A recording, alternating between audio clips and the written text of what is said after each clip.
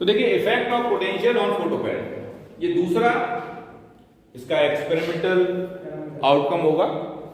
ठीक है, कि अगर हम पोटेंशियल को वेरी करें तो फोटो करंट पे किस तरीके का फर्क पड़ेगा वो हमें देखना है। ठीक है, तो अगर मैं पहले आपसे कहूं कि मैं पहले कर्व बना देता हूं ताकि कर्व देख करके आपको समझ में आना थोड़ा आसान होगा। तो अगर एक कर्व बनाएं तो इसके बीच में पोटेंशियल और फोटो करंट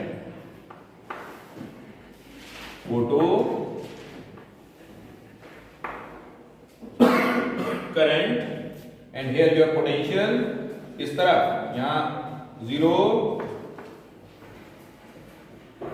एक्सीलरेटिंग पोटेंशियल और यहां पर रिटार्डिंग पोटेंशियल।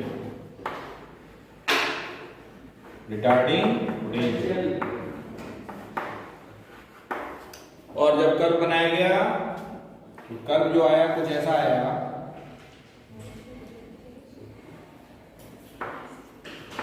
ये I1 इंटेंसिटी रखने पर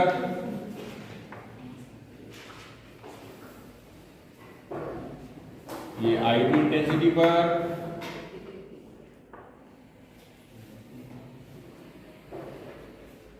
ये I3 इंटेंसिटी पर, और यहां पर I3 I2 I1, यहां से यहां तक की जो ये गैपिंग है करंट की, उसको सैचुरेशन करंट बोलते हैं, सैचुरेशन करंट। ठीक है, और इसे बोलते हैं -V0, इसे स्टॉपिंग पोटेंशियल,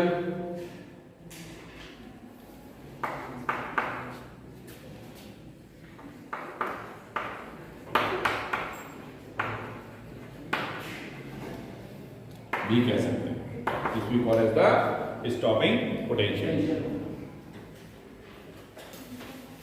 तो देखो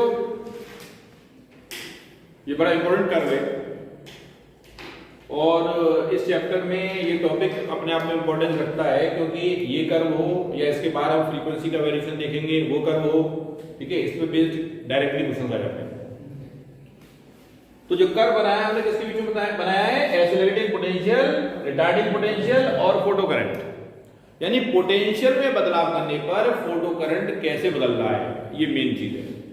ठीक है, अब जैसे मैंने कहा अभी कि अगर हम किसी एक क्वांटिटी का वेरिएशन देखते हैं फोटो करंट के साथ, तो बाकी बची हुई दोनों क्वांटिटीज को फिक्स्ड कंसीडर कर लेते हैं, है ना, कांस्टेंट कंसीडर कर लेते हैं। तो यहां पे भी हमें कहना चाहिए कि हमने जो सोर्स यूज कर रहे हैं उसकी फ्रीक्वेंसी और उसकी इंटेंसिटी को कांस्टेंट रखा है, फिक्स्ड रखा है, उसके बाद हमने ये कर्व देखा। आप कहेंगे सर फिक्स्ड रखा है तो यहां से I1 I2 I3 कहां से आ गए, ये भी तो इंटेंसिटीज है, these are the intensities।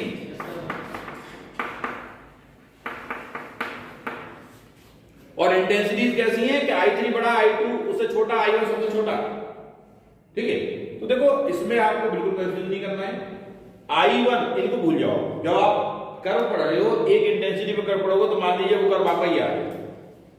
ठीक है, फिर हमने मान लीजिए लाइट की इंटेंसिटी को बदल दिया, तो आपने कर्व दोबारा देखा तो कर्व का पैटर्न वैसे ही था, लेकिन उसमें कुछ एक क्वांटिटी बदल गई। वो क्वांटिटी क्या थी, सैचुरेशन करंट की वैल्यू बदल गई, सैचुरेशन करंट की वैल्यू बदल गई, यानी वो बढ़ गई। लेकिन स्टॉपिंग पोटेंशियल आप देख रहे हैं तीनों लाइन एक ही जगह जाकर मिली। इसका मतलब है जो स्टॉपिंग पोटेंशियल है वो तीनों कंडीशंस के लिए, चाहे इंटेंसिटी को कुछ भी रख लो, स्टॉपिंग पोटेंशियल नहीं बदलेगा। Stopping potential is fixed for all the intensity, उसमें कहीं कोई फर्क नहीं आ रहा। तो ये जो है ना कि हमने ये कहना है यहाँ पे कि फ्रीक्वेंसी को और इंटेंसिटी को फिक्स रखा है। ठीक है, और अगर इंटेंसिटी को हम फ्रीक्वेंसी को फिक्स रख करके इंटेंसिटी को वेरी करना शुरू करते हैं तो कर्व का पैटर्न तो वैसे ही रहेगा। जो फाइनली जो रिटार्डिंग पोटेंशियल हमारा स्टॉपिंग पोटेंशियल आता है उसकी वैल्यू में भी बदलाव नहीं आएगा।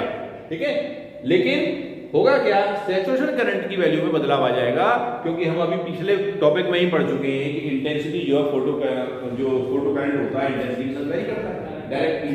तब जब ये बढ़ रही है तो ये भी बढ़ेगा, जब ये बढ़ेगा तो ये और बढ़ेगा। तो क्योंकि वेरिएशन उसी के अकॉर्डिंगली जो पिछला हमने कॉन्सेप्ट किया उसके अकॉर्डिंग आपको ठीक है, तो इसमें क्या कहेंगे कि intensity and frequency are kept fixed, ठीक है। So if nu and I are same या फिक्स्ड करते हैं, nu and I are fixed. I will explain this whole.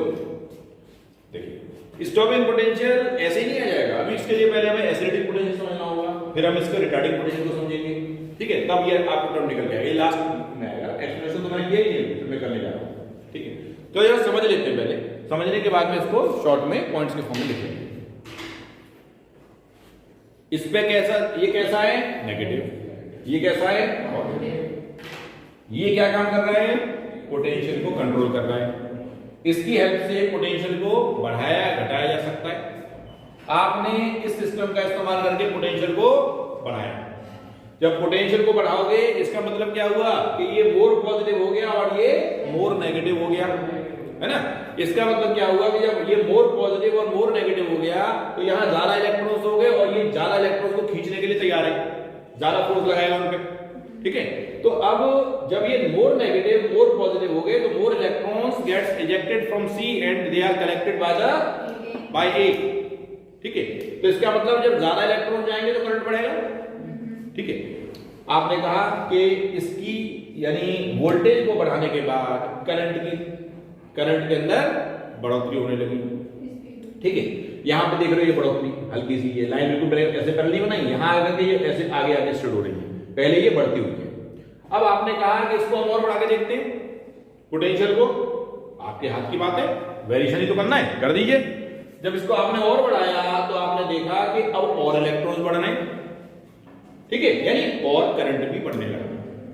लेकिन हर चीज की एक लिमिट होती है, ठीक है, वो लिमिट सैचुरेशन करंट कहलाती है। यानी अगर मैं चाहे जितना पोटेंशियल बढ़ा लूं, इसको चाहे जितना पॉजिटिव और इसको चाहे जितना नेगेटिव कर दूं, फिर भी एक पर्टिकुलर वैल्यू तक ही करंट बढ़ सकता है। वो पर्टिकुलर वैल्यू जिस तक ये करंट बढ़ पाएगा उसको हम बोल देते हैं saturation current. It is the maximum value of the current which flows through the circuit when accelerating potential is increased to a certain limit, ठीक है। तो उस करंट को क्या बोल दिया आपने, सैचुरेशन करंट। आप चाहे जितना बढ़ा लो इसको पोटेंशियल को, अब करंट और नहीं बढ़ेगा, यानी वो सैचुरेशन कंडीशन में आ चुका है। इसका मतलब यहां से आगे का पार्ट ये पैरेलल होता है बिल्कुल इसके लाइन में, ये और नहीं बढ़ सकता, यहां इंक्रीजिंग यहां आगे पैरेलल होता। अच्छा, अब दूसरा देखो, एक तो हुआ हमारा एक्सीलरेटिंग पोटेंशियल। अब हमने कहा जब भाई इसे बढ़ाने से काम नहीं चल रहा, अब बढ़ाने से तो फर्क पड़ नहीं रहा, फिर हो चुका है सैचुरेशन करंट, तो जब बढ़ाने से काम नहीं चलेगा तो घटा के देख लेते हैं।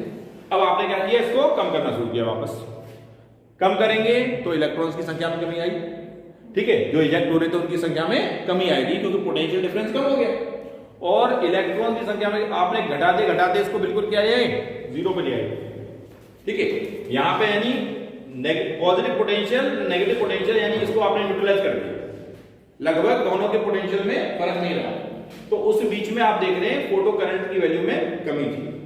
लेकिन जैसे ही आपने इसको रिवर्स किया, यानी कम्यूटेटर की हेल्प से इसको पॉजिटिव और उसको नेगेटिव कर दिया, ठीक है, यानी अब हम रिटार्डिंग पोटेंशियल अप्लाई करने की कंडीशन में आ गए। जैसे ही आपने इसकी पोलैरिटी को बदला तो रिटार्डिंग पोटेंशियल का खेल शुरू हो गया और ये हो गया पॉजिटिव और ये होने लगा नेगेटिव, ठीक है। अब स्थिति पलट गई, पहले यहां इलेक्ट्रॉन्स थे, ये उनको अटैक कर रहा था, अब यहां इलेक्ट्रॉन्स की संख्या में कमी आ गई और ये जो है उनको रिपेल करने को बैठा हुआ है ना। ये कैसा हो गया, नेगेटिव, ये कैसा हो गया, पॉजिटिव। जब इसके ऊपर जो इलेक्ट्रॉन्स थोड़े बहुत रहे होंगे वो यहां से निकलेंगे और ये उनको फिर भी अपने पास नहीं आने देगा, रिपेल करेगा। इसका मतलब है कुछ ही इलेक्ट्रॉन्स ऐसे होंगे जिनके पास ताकत होगी, एनर्जी होगी, जो पॉइंट ए तक पहुंच पा रहे होंगे, है ना। और इसका मतलब क्या हुआ कि जो सर्किट में करंट फ्लो कर रहा था पहले अच्छा खासा सैचुरेशन लेवल तक आ गया था, अब करंट में बहुत तेजी से डाउनफॉल शुरू, ये डाउनफॉल बहुत तेजी से शुरू और बहुत ही जल्दी एक खास वैल्यू पे, जब आपने पोटेंशियल को एक पर्टिकुलर वैल्यू तक पहुंचा दिया घटाते घटाते, ठीक है, V नॉट तक, तो देखा आपने कि जो फोटो करंट था वो बिल्कुल रुक गया, जीरो हो गया, that will be equals to zero. जब फोटो करंट जीरो हो गया तो जिस वैल्यू पर, जिस पोटेंशियल की वैल्यू पर ये जीरो हुआ, उस पोटेंशियल को स्टॉपिंग पोटेंशियल या cut in potential, cut off या कट इन पोटेंशियल भी बोल दिया जाता है।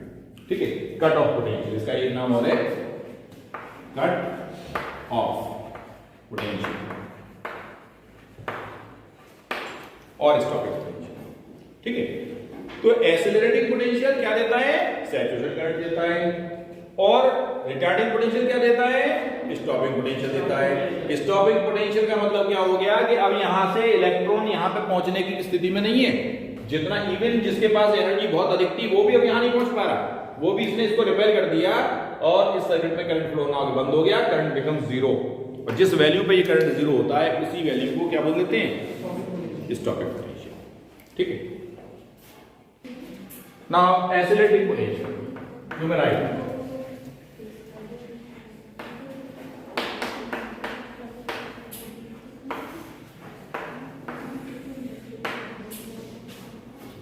ठीक है, इसमें आप जरा लिख लीजिए,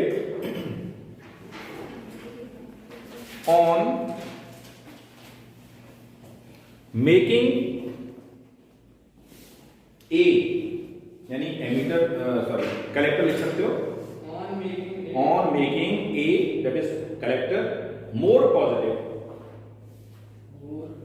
positive and C emitter more negative on making A collector more positive and C emitter more negative.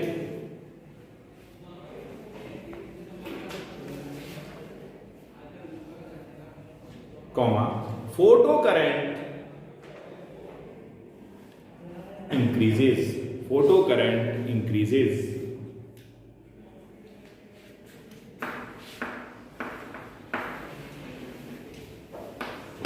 C को मोर नेगेटिव किया, A को मोर पॉजिटिव किया, फोटो करंट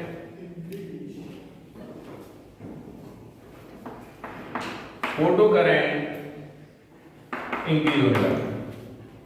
ठीक है, अब जब फोटो करंट इंक्रीज होने लगा तो ये फोटो करंट के इंक्रीज होने की एक लिमिट है। अगर हम फर्दर ए और सी की वैल्यू को मोर पॉजिटिव मोर नेगेटिव करें तो फोटो करंट अपनी एक मैक्सिमम वैल्यू पर कर लेगा। ठीक है, so on further increasing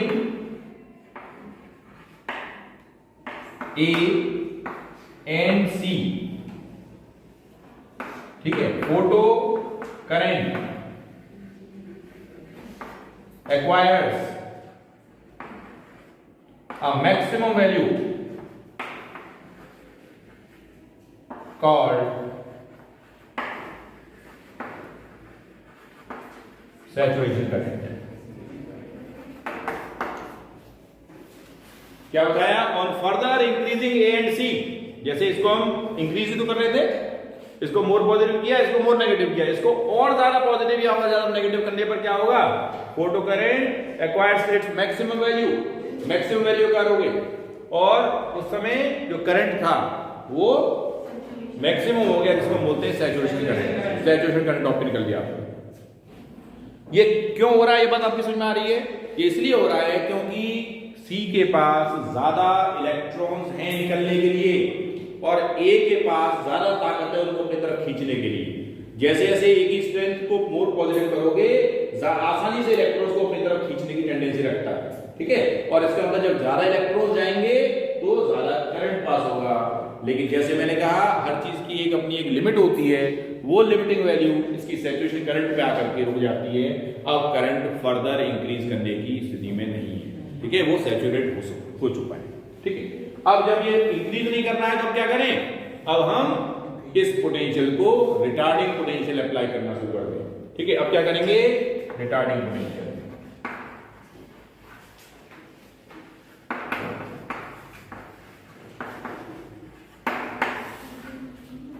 retarding potential का मतलब क्या है? On reversing the polarity of A and C. So on reversing polarity of A and C.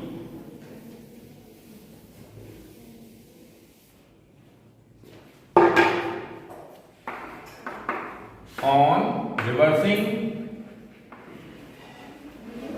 the polarity of A and C,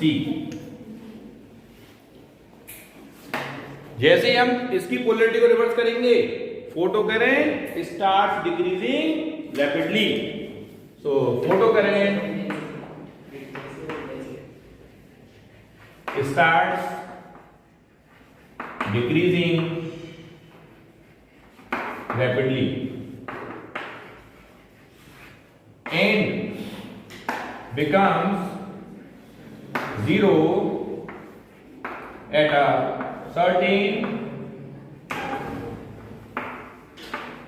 retarding potential V naught called stopping potential. क्या लिखा? On reversing the polarity of A and C. जब हमने ए और सी की polarity को बदल दिया तो जो एमीटर था उस पे अब इलेक्ट्रॉन्स की कमी आ गई और कलेक्टर जो था उस पर इलेक्ट्रॉन्स की अधिकता हो गई. तो अब एमीटर से कुछ ही इलेक्ट्रॉन है जो निकल सकते हैं और कलेक्टर उनको रिपेल कर रहा है, अपने पास खींच दिए गए. तो केवल जो मोस्ट एनर्जेटिक इलेक्ट्रॉन्स हैं वो ही केवल वहां तक पहुंच पाएंगे, जिसकी वजह से करंट में बहुत तेजी से गिरावट आएगी और बहुत जल्दी से करंट जीरो हो जाएगा एक खास वैल्यू पर रिटार्डिंग पोटेंशियल की, जिस वैल्यू को स्टॉपिंग पोटेंशियल बोला जाता है, जो आपने यहां लिखा है. ठीक है, उसे क्या बोलते हैं? Stopping potential.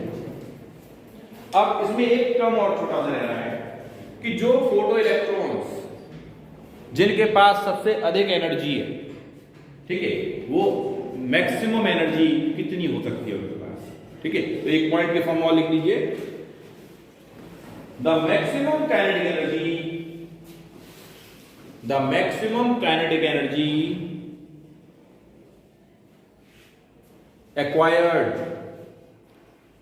acquired by the emitted electrons, emitted electrons is given by जो मैक्सिमम काइनेटिक एनर्जी जो इलेक्ट्रॉन्स एमिट हो रहे हैं उन्हें जो मिलेगी वो कितनी हो सकती है? आप कह सकते हैं it is given by k max is equal to, formula तो हाफ m v स्क्वायर होता है, तो v max स्क्वायर हो जाएगा is equal to e into v naught. e v naught, यहां पे e क्या है? चार्ज है, और v नॉट क्या? पोटेंशियल है. ठीक है, स्टॉपिंग पोटेंशियल. और यहां पे देखिए एक बात और समझ लीजिए, ये फॉर्मूला कोई नया नहीं है, ये फॉर्मूला आपका पढ़ा हुआ है. K max equals to E V naught, जो फॉर्मूला आपने इलेक्ट्रिक पोटेंशियल की डेफिनेशन में पढ़ा होगा. V equals to W by Q. W क्या होता है? VQ. वही तो है ये. W हो गया काइनेटिक एनर्जी, वर्क.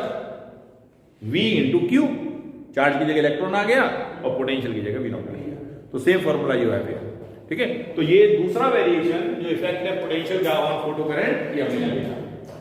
ठीक है, तो ये आपका दूसरा पार्ट हो गया. We will continue the next part in the next time. Thank you.